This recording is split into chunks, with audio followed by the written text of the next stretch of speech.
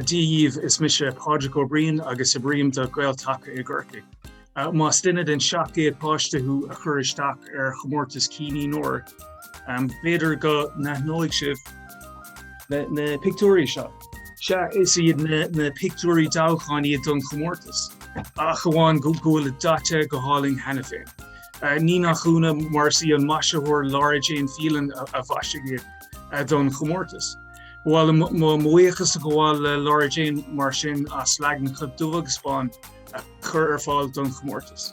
Ach sin gohanúim sé mar tá cinnte goisbhar bís le fáil amach cé a bhuaigh chomórtas cíní nóir.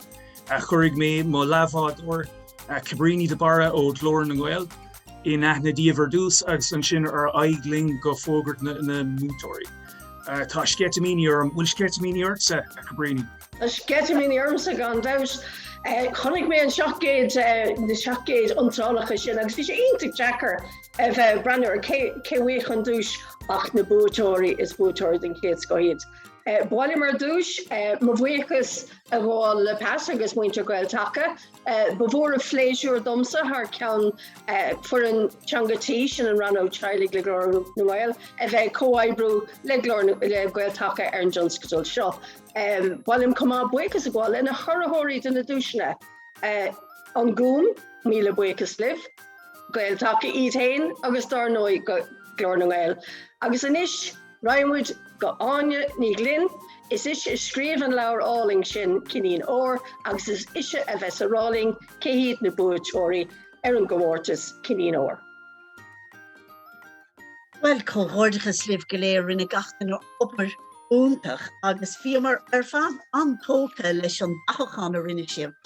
Bhí me se antóca leis mar is breanam féin an leabhar sin cinín óir agus hean an scéiltin lumsa go mí agus sin an fád gur scríomh mé an leabhar ach rinne na moltóirí obair úntach freisin agus bhíorthú fiochan deir annachchuid pectúir gach ceannacha níos fearr ná chéile ach ag deire an lé bhí orthú pectúir agus daoine áirithe a líontóirí áirithe aránú.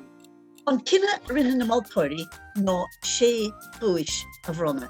Nis níl ordar bethe baint leo seo ach díreach go luhí me sé iad a héan dó trí carcúid sé ach ní hé sin an tóird in díreach séisiir a bhuaig na dúisne. An chéadne ar an lista gomsan seo ná Flóra ní bhuiile, Gleanmaier chun de Corcaigh.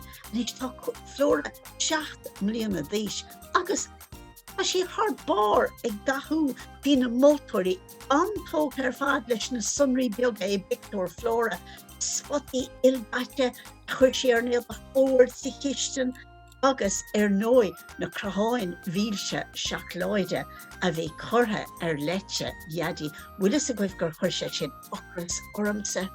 Nach cuireadh an cuma bhlasta chuir Flóra ar an leite isce le a chuid fiochta. Se go hálan ar fád am cínta gro daddy, mummy agus Bobby Blair ansásta le sin. An chéad fictúr na landcead den eile a bhuaig dúis ná Jack O'Cóláin I rang héan scoil náisiúnta hirannia etir mór chun na gaiileheh. Agus tahanna dahanna geala a rangní Jack go mór leis na moltóirí. Bhí cuma cho geal agus cógeal dóireach ar ga chéine agus fiochan bahadorach slachtor úntach a tá déanana bócha atá range héan. Machú Jack rinne tú écht rinne tú obair úntach ar fad. Nis an chéadna eile a bhuaig dúis ná Jemima Foster trolí chunta chiaí agus a rís níl Jemima ach 7 mbliana d'aois agus rinne siad dathú úntach tá cuma even ar chinín óir agus ar chiisten na trí bhéir I Victor Jemima.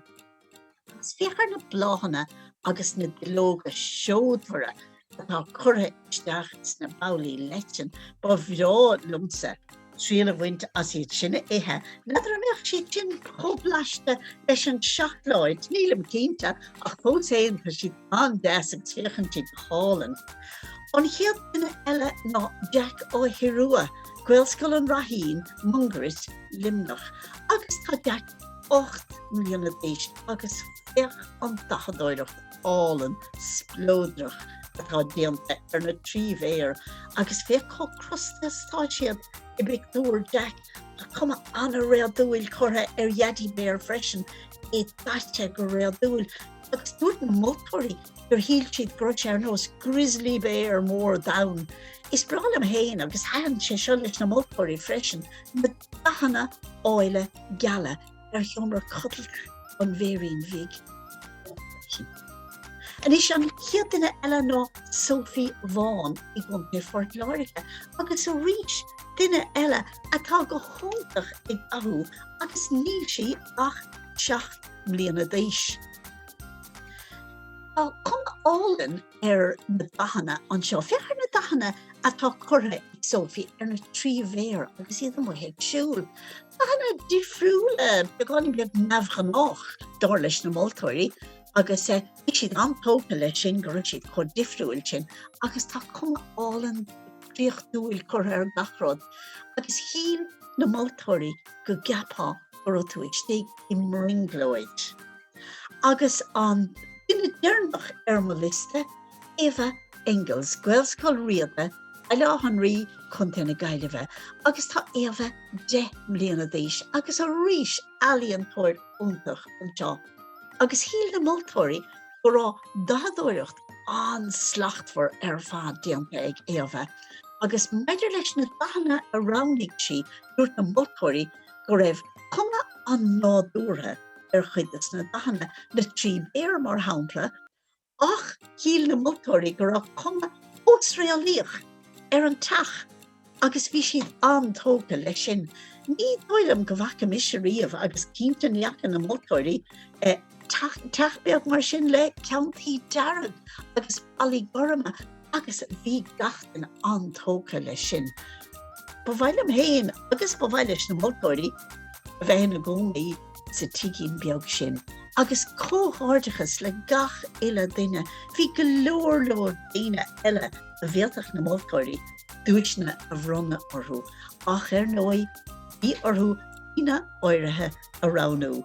Ach cóthardachas le gach duine a ghlachpóirt sa chumó. Maisibh.